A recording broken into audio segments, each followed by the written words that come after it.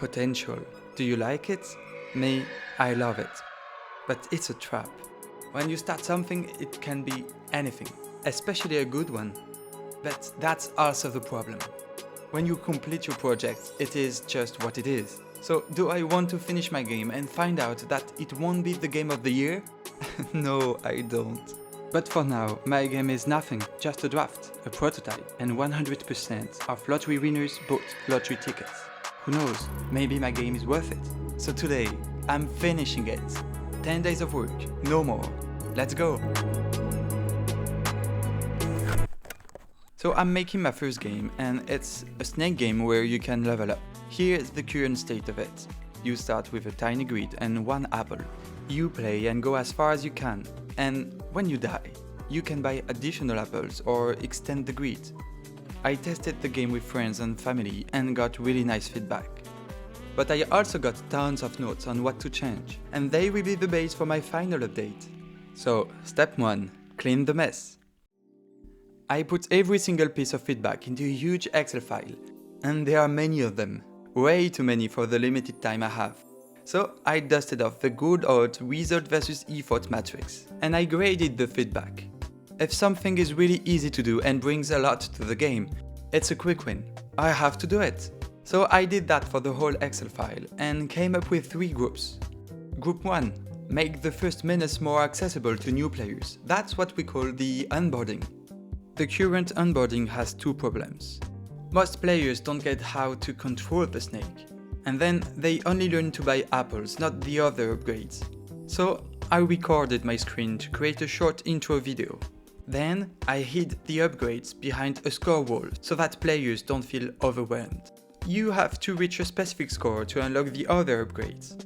And that leads me to the second group. Refine the core gameplay to better balance, challenge and reward. After a few runs, my game was too easy for 3 reasons. First, the difficulty wasn't scaling with progression. A small and a giant grid would have exactly the same amount of enemies. But now, it won't anymore.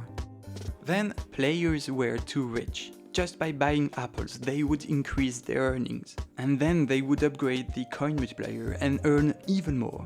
So I dropped it and replaced it with a shield.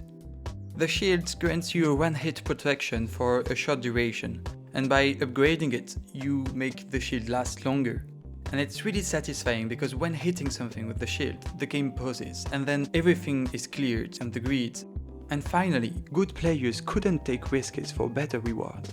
So I added golden apples. They spawn randomly and are worth 2 points.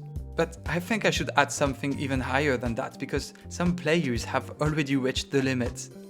Group 3. Give players long-term goals in the game. To achieve that, I added progression rewards. When reaching a specific score, you unlock something. First upgrades, then coin multipliers, and then levels. Yeah, I refactored my whole code to create levels with new events and parameters. I have plenty of ideas, but very few players, so it's not worth developing them for the moment. Finally, I added leaderboards. It's only on iOS, but it's a nice bonus. And after all that, my game was almost ready. Almost? Yes, because I had one last problem.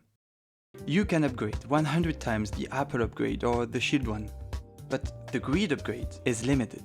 So I had the idea of a secret one you unlock once you reach 150 of score with a maxed grid upgrade. And so that's how, after 50 days, I've completed my very first video game.